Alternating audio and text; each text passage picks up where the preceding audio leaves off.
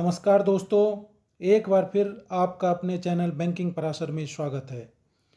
Balance sheet series का यह तीसरा वीडियो जो असेट से संबंधित है उसके साथ आपके सामने हाजिर हूँ।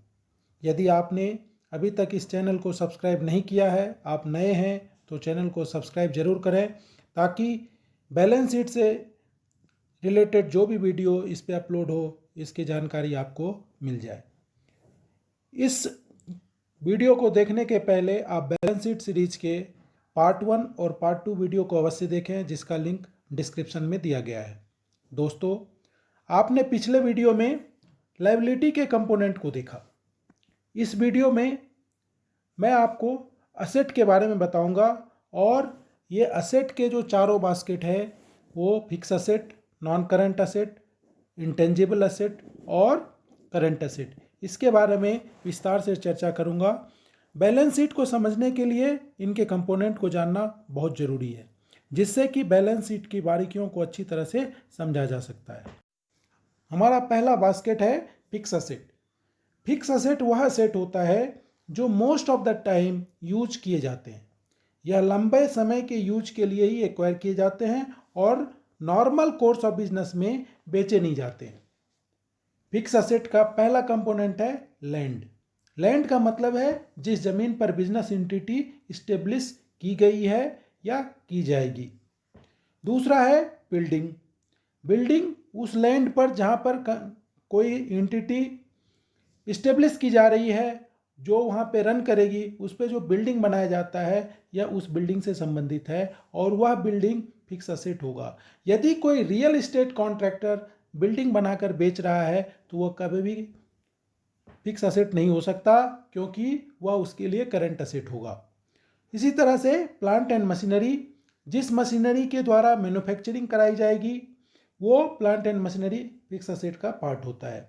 इसके अलावा फर्नीचर एंड फिक्सचर, जैसे कि AC, furniture, chair, table, lobby बनाने के लिए जो यूज की गई है इक्विपमेंट, वो सारे हमारे फर्नीचर और फिक्सचर के तहत आते हैं और इसको हम फिक्स असेट में काउंट करते हैं।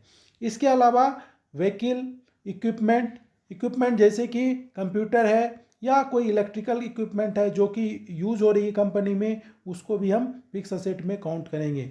इसके अलावा व्हीकल जो खरीदे गए हैं, जैसे कार है, जीप है, ट्रक है, जो बिजनेस में यूज के लिए खरीदा गया है, वह भी फिक्स असेट का पार्ट होता है। दोस्तों, फिक्स असेट में हमेशा वियर एंड टियर होता है जो यूज के कारण कम होता है और उसको हम डिप्रेसिएशन कहते हैं। नॉर्मल कोर्स में डिप्रेसिएशन दो तरह के से डेबिट किए जाते हैं, जैसे कि स्ट्रेट लाइन मेथड या रिटन डाउन मेथड। जैसा कि नाम से पता चलता है कि स्ट्रेट लाइन मेथड, यदि फिक्स असेट की वैल्यू 50,000 है तो 5 साल में यदि यूसेज में समाप्त होना है उसे, तो प्रत्येक वर्ष 10,000 रुपये के हिसाब से उसकी वैल्यू डिप्रेशिएट होती है। जबकि रिटर्न डाउन वैल्यू में यदि वो 5 साल में डिप्रेशिएट होती है, इसका मतलब 20% के हिसाब से प्रतिवर्ष उसकी वैल्यू डिप्रेशिएट होगी। जैसे कि यदि पहले साल में 50,000 के वैल्यू पर 20% 10,000 रुपये आया, उसके दूसरे साल में उसकी वैल्यू सिर्फ 40,000 बच जाएगी और डिप्रिसिएशन 40,000 पे लगेगी, जिसका 20% 8,000 रुपये होगा और इसी तरह से कंसिक्वेंट ईयर में ये होता रहेगा। अकाउंटिंग के भाषा में बिजनेस एंटिटी कोई भी मेथड अपने चॉइस से चूज कर सकता है, लेकिन यदि किसी फिक्स असेट पर स्ट्रेट लाइन मेथड यूज की गई है तो वही मेथड उस असेट पर अंत तक यूज होगी। बीच में कभी भी इसे दूसरी मेथड में बदला नहीं जा सकता। इनकम टैक्स एक्ट के अनुसार सिर्फ रिटर्न डाउन मेथड को ही परमिट किया गया है। कंपनी एक्ट 2013 के शेड्यूल 2 में भी डिफरेंट टाइप्स ऑफ असेट की जो लाइफ पीरियड है उसके बारे में दी गई है, जबकि अकाउंटिंग स्टैंडर्ड 6 में डिप्रेसिएशन चार्जिंग से संबंधित रूल और स्टैंडर्ड दी गई है। दूसरा बास्केट है non current asset. Non current asset वह असेट है जो 12 महीने के अंदर कैश में कन्वर्ट नहीं किया जा सकता है। इसको हम 3 भाग में डिवाइड कर सकते हैं जो आपके सामने स्क्रीन पे है। इसमें पहला हम ये मान सकते हैं जो अब लिक्विड में नहीं रहा, दूसरा ये हो सकता है जो कि बिजनेस का पार्ट नहीं है, और तीसरा है लॉन्ग टर्म एडवांस जो बिजनेस के लिए दिए गए हैं। अब नो मोर लिक्विड में हमारा सबसे पहले आता है ऑब्सोल्यूट स्टॉक। जैसे कि ट्रेंड चेंज होने के कारण, कोई रेडीमेड का गारमेंट्स है, ट्रेंड चेंज हो गया, वो स्टॉक ऐसे पड़ा हुआ है। तो यदि कोई स्टॉक 6 महीने से ज़्यादा पुराना हो जाता है, ऑब्सोलीट स्टॉक हो जाता है, तो उस केस में उस स्टॉक को हम नॉन करेंट एसेट में कन्वर्ट कर देते हैं। यदि कोई बुक डेप्ट 6 महीने से ज़्यादा है और पुराना है, यदि कोई बुक डेप्ट 6 महीने से ज़्यादा होने के बावजूद भी एग्जिस्ट कर रही है, तो उसको भी हम नॉन करेंट एसेट में काउंट करते हैं। इसके अलावा यदि कोई डिस्प्यूटेड बुक डेट भी है, तो उसको भी हम नो मोर लिक्विड, मतलब वो लिक्विड में अवेलेबल नहीं है, और नॉन करेंट एसेट में ही उसको काउंट करते हैं। तो इस तरीके से जो ये 3 है, इसको वो लिक्विड में तुरंत कन्वर्ट नहीं हो सकता है। इसी तरह से जैसे पार्टनर या डायरेक्टर को कोई एडवांस दिए गए हैं, यदि किसी कंपनीज के बिजनेस के अलावा किसी और कंपनी को एडवांस दिया गया है, तो वह भी नॉन करंट एसेट ही होगा। जैसे इन्वेस्टमेंट है, यदि किसी सब्सिडियरी कंपनी में इन्वेस्टमेंट की गई है या किसी कंपनी में इन्वेस्ट की गई है जो बिजनेस से संबंधित नहीं हो, तो ऐसे कंडीशन में जो इन्वेस्टमेंट होता है वो भी हमारा नॉन करंट एसेट का पार्ट होता है। तीसरा हमारा है लॉन्ग टर्म एडवांस, अर्थात यदि कोई डिपॉजिट दिए गए हैं, जैसे बिड के लिए दिया गया है या किसी भी तरह का टेंडर के लिए दिया गया है, जैसे सिक्योरिटी डिपॉजिट के रूप में ये चीज़ें जमा की जाती है, इलेक्ट्रिसिटी कनेक्शन जब लिए जाते हैं तो उसके लिए पैसा जमा किया जाता है। तो ये सारे हमारे जो है वो नॉन करंट एसेट का पार्ट होता है। इसके अलावा यदि कोई ऐसा एडवांस जो कि फिक्स एसेट के खरीदने के लिए दिया गया है, तो वह भी नॉन करंट एसेट का पार्ट होता है और इसे हम नॉन करंट एसेट में ही रिफ्लेक्ट करते हैं। तीसरा बास्केट है इंटेंजिबल एसेट, ऐसा एसेट जो फ्यूचर प्रॉफिट से एडजस्ट किया जाएगा, और इसको भी हमने 3 भाग में डिवाइड किया है। इसमें पहला है फिक्सिशियस एसेट, दूसरा है डेफर्ड रिवेन्यू एक्सपेंडिचर, और तीसरा है एक्यूमुलेटेड लॉस। अब फिक्सिशियस एसेट का मतलब वह एसेट है जिसे ना तो देखा जा सकता है, ना टच किया जा सकता है, ना फील किया जा सकता है, जो रियल नहीं है। हमें ये हमेशा डाउट रहता है कि आखिर ये पैसे में कैसे कन्वर्ट किया जाता है। दोस्तों, यह वह पैसा है जो उस अधिकार को प्राप्त करने या लूज करने पर खर्च होता है। जैसे कि यदि किसी कंपनी की गुडविल खराब हो गई, तो उसका जो रिपुटेशनल लॉस हुआ, उसके कारण जो क्षति होती है, जो पैसे की क्षति होती है, उसको हम फिक्सिशियस एसेट में काउंट करते हैं। और गुडविल नॉर्मली पार्टनरशिप फर्म में देखा जाता है, जबकि ब्रांड वैल्यू में यदि कमी आती है, उसके प्रोडक्ट के संबंध में कोई कमी आती है, तो वो कंपनी के केस में नॉर्मली देखा जाता है, और इसमें जो खर्च होता है वो हमारा इंटेंजिबल एसेट का पार्ट होता है। अब तीसरा है कॉपीराइट। कॉपीराइट मतलब लेखक को दिया जाने वाला पैसा है जो कंपनी कॉपीराइट लेने पर खर्च करती है, और ये अमाउंट जो है वो इंटेंजिबल एसेट का पार्ट होती है। इसी तरह से पेटेंट जो है वो इन्वेंटर को दिया जाने वाला पैसा है जो बिजनेस में उसके पेटेंट राइट को यूज करने पर दिया जाता है, जबकि फ्रेंचाइजी कुछ वर्षों के लिए यूज किए जाने वाले ब्रांड राइट को के लिए देते हैं हम लोग। तो ये फिक्सिशियस एसेट जो है, इसको मॉनेटरी में मनी के रूप में कन्वर्ट करके हम रखते हैं। दूसरा हमारा है डेफर्ड रेवेन्यू एक्सपेंडिचर। इसका मतलब क्या है? यह वह खर्च है जो एक से अधिक वर्षों में किया जाता है, जिसमें कि सबसे पहले आता है प्रिलिमिनरी एक्सपेंसेस, अर्थात ऐसा एक्सपेंसेस जो कंपनी के इस्टेब्लिशमेंट के पहले खर्च किया जाता है। जैसे कि लीगल एक्सपेंसेस, यदि कंपनी जिस जमीन पर इस्टेब्लिश करने जा रही है, उस जमीन के बारे में लीगल स्टेटस जब हम चेक करते हैं, तो उस पर जो खर्च होता है, ऐसे पैसे को हम प्रिलिमिनरी एक्सपेंसेस में लिखते हैं। दूसरा है हमारा प्री ऑपरेटिव एक्सपेंसेस, जैसे कि एडवर्टाइजिंग एक्सपेंसेस। यह 1 साल में किया जाता है, जबकि इसका फायदा 1 साल से ज़्यादा समय के लिए होता है।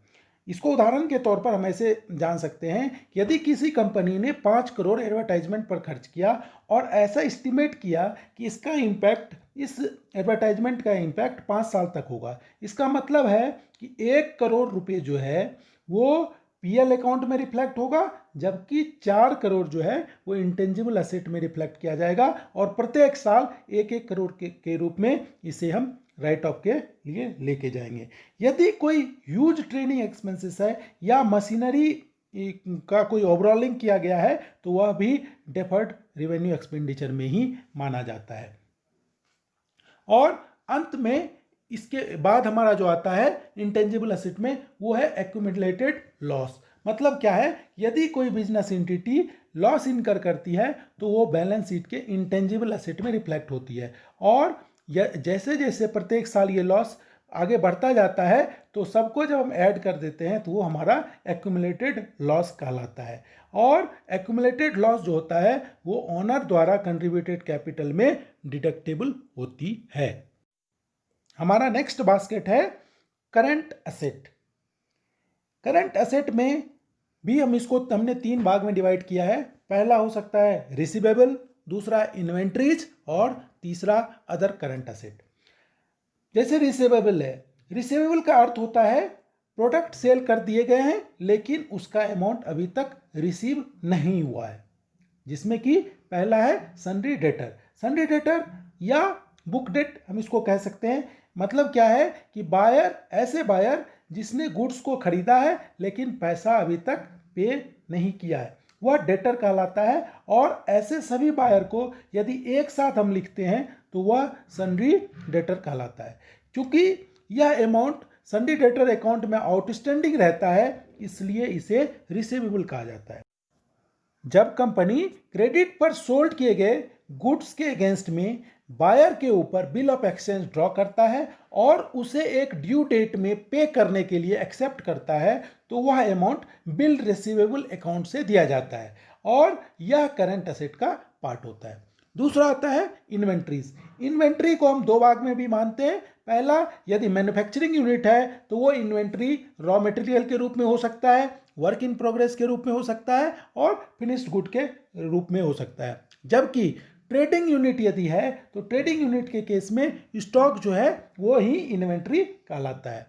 नेक्स्ट आता है other current asset. Other current asset में सबसे पहला है कैश और बैंक बैलेंस। जो भी कैश में होगा या बैंक में जमा होगा वो तो बैलेंस होगा। इसके अलावा यदि कोई कॉमर्शियल पेपर लिए गए हैं, यदि सर्टिफिकेट ऑफ डिपॉजिट में इन्वेस्टमेंट किया गया है या कोई ट्रेजरी बिल में यदि डिपॉजिट किया गया है तो वो भी कैश एंड बैंक बैलेंसेस के अंदर आता है। इसके अलावा दूसरा है fix deposit with bank. Fix deposit यदि किसी भी बैंक में किया गया है, यदि वो उसमें कोई अनइंकम्बर्ड सिक्योरिटी के रूप में नहीं दिया गया है तो वो हमेशा करंट असेट का पार्ट होता है। यदि उसे कहीं पर सिक्योरिटी कोलेटरल के रूप में दे दिया गया है तो वो अमाउंट कभी भी हमारा करंट असेट का पार्ट नहीं होगा, लेकिन यदि नहीं दिया गया है तो वो करंट असेट का पार्ट होगा। इसके अलावा यदि इनकम टैक्स के लिए कोई एडवांस पे किया गया है, कोई टैक्स के लिए पे किया गया है तो वो अमाउंट भी हमारा करंट असेट का ही पार्ट होता है, क्योंकि वो टैक्स उसी साल के लिए पे करना है। आपने देखा होगा हमने 2 एक्सपेंसेस के बारे में चर्चा की, प्रिलिमिनरी एक्सपेंसेस और प्री ऑपरेटिव एक्सपेंसेस। अब एक और एक्सपेंसेस हमारे पास आता है, वो है प्रीपेड एक्सपेंसेस। प्रिलिमिनरी एक्सपेंसेस और प्री ऑपरेटिव एक्सपेंसेस ये हमारे इंटेंजिबल असेट का पार्ट है, जबकि प्रीपेड एक्सपेंसेस जो है वो हमारा करंट असेट का पार्ट है। क्योंकि प्रीपेड एक्सपेंसेस वैसा एक्सपेंसेस है जो हमने पूरे साल के लिए पहले ही पे कर दिया है। जैसे कि इंश्योरेंस का यदि हम प्रीमियम पे कर देते हैं तो वो हमारा प्रीपेड एक्सपेंसेस है। इसी तरह से यदि मोबाइल के खर्च का हमने लिया है तो वो हमारा प्रीपेड एक्सपेंसेस माना जाएगा। इसके अलावा इन्वेस्टमेंट इन गवर्नमेंट बॉन्ड या सिक्योरिटीज में यदि कुछ किया गया है तो वो भी करंट असेट का पार्ट होगा। इसके अलावा दोस्तों कंटिंजेंट लायबिलिटी, जिसको कि हमने पिछले वीडियो में नहीं कवर किया था, तो आप इसको अंतिम बास्केट के रूप में मान सकते हैं। कंटिंजेंट लायबिलिटी का मतलब होता है कि बैलेंस शीट के प्रिपेयर के समय में वो लायबिलिटी नहीं बनी है बट फ्यूचर में वो अराइज हो सकती है। जैसे कि आउटस्टैंडिंग कोई non fund based credit facilities है, लेटर ऑफ क्रेडिट है या लेटर ऑफ गारंटी है। आउटस्टैंडिंग अमाउंट यदि बिल डिस्काउंटिंग में है, या कोई डिस्प्यूटेड एक्साइज ड्यूटीज़ है, या इलेक्ट्रिसिटी कोई ड्यू है, या टैक्स कोई अपील की गई है, या कोई पेंडिंग लॉ सूट से संबंधित है। ये सारे हमारे कंटिंजेंट लायबिलिटी हैं जो हो सकता है कि ऑकर हो या नहीं भी हो सकता है। तो ऐसे को हम फुट नोट्स में लिखते हैं और बैलेंस शीट के हमेशा के नीचे लिखा जाता है। तो इस तरह से एसेट के चारों बास्केट तथा कंटीजेंट लायबिलिटी के बारे में मैंने विस्तार से चर्चा कर दी है। अगले वीडियो में मैं आपको ये बताऊंगा कि एज ए बैंकर हमें बैलेंस शीट में क्या देखना चाहिए। अगले टॉपिक पर वीडियो लेकर जल्द आऊँगा। यदि आपने इस चैनल को अभी तक सब्सक्राइब नहीं किया है, आप नए हैं, तो 3 सूत्र सब्सक्राइब करिए, लाइक करिए और शेयर करिए और कमेंट जरूर लिखिए, जिससे कि नया वीडियो बनाने में हमें ज़्यादा प्रोत्साहन मिल सके। आपको अपना बहुमूल्य समय देने के लिए धन्यवाद। आपका दिन शुभ हो।